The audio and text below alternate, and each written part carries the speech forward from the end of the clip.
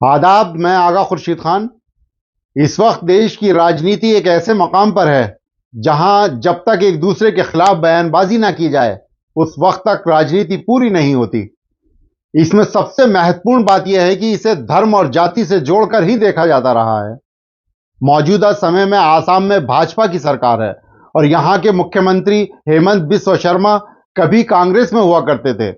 बाद में वे भाजपा में शामिल हो गए और जब आसाम में भाजपा बहुमत में आई तो उन्हें मुख्यमंत्री भी बनाया गया। मुख्यमंत्री बनने के बाद से हेमंत बिस्वा शर्मा पूरी तरह मुसलमानों के पीछे हाथ धोकर पड़ गए हैं। उनका हर निर्णय कहीं ना कहीं मुस्लिम विरोधी भावना पर आधारित होता है। कई मामलों में उन्हें मुंह की खानी पड़ी, लेकिन इसके बावजूद यह व्यक्ति किसी न किसी बहाने से मुसलमानों को परेशान करने का तरीका ढूंढ लेता है और खबरों में बना रहता है। अब विधानसभा के मुस्लिम सदस्यों के लिए जुमे की नमाज का अवकाश समाप्त हो गया है। हालांकि यह परंपरा वहां पिछले 90 सालों से चली आ रही थी। फिर भी हमारा देश एक बहुसांस्कृतिक और बहुधार्मिक देश है जिसमें सदियों से सभी धर्मों के लोग रहते आए हैं। प्रत्येक नागरिक को धार्मिक स्वतंत्रता भी प्राप्त है और यह स्वतंत्रता देश के संविधान द्वारा प्रदान की गई है। लेकिन अब जब संविधान की सर्वोच्चता समाप्त हो गई है तो बार बार संविधान का उल्लेख करना भी उचित नहीं लगता। वैसे भी संसद या विधानसभा की कार्रवाई लगातार नहीं चलती। ऐसे में अगर मुसलमानों को जुमे की नमाज अदा करने के लिए छुट्टी दे दी जाती तो आसाम विधानसभा की कार्रवाई पर कोई फर्क नहीं पड़ता। लेकिन अब सब कुछ बहुमत को खुश करने के लिए किया जाता है और इसके अलावा कुछ नहीं मिला। इसलिए प्रार्थना के लिए आवंटित समय को समाप्त कर दिया गया।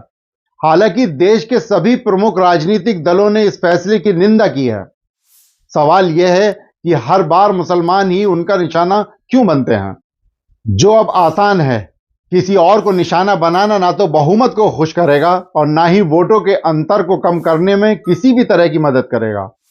पिछले 12 वर्षों में मुसलमानों के खिलाफ नफरत का जो माहौल बनाया गया है और जिस तरह से मुसलमानों को दबाने के लिए एक के बाद एक कानून बनाए गए हैं, बहुसंख्यकों को खुश करने का आसान तरीका मुसलमानों को परेशान करना और चुनाव जीतना है।